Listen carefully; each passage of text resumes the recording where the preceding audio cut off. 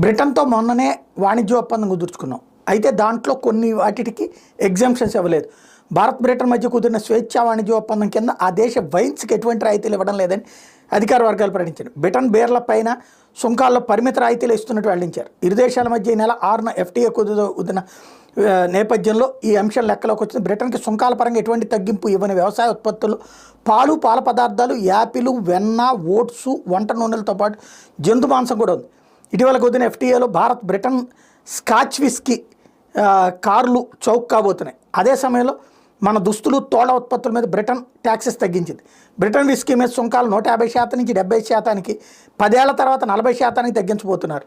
అయితే Britain whisky దిగుమతులు తక్కువగా ఉన్నాయని, దేశీయ వ్యవస్థ మీద అవి ప్రభావం చూపవచ్చు అని చెప్తున్నారు.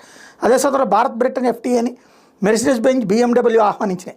స్వేచ్ఛా వాణిజ్యానికి మద్దతుగా ఉంటామని, స్వేచ్ఛా వాణిజ్యంతో మెరుగైన వృద్ధికి అవకాశం ఉంటుందని మెర్సిడెస్ బెంజ్ ఇండియా MD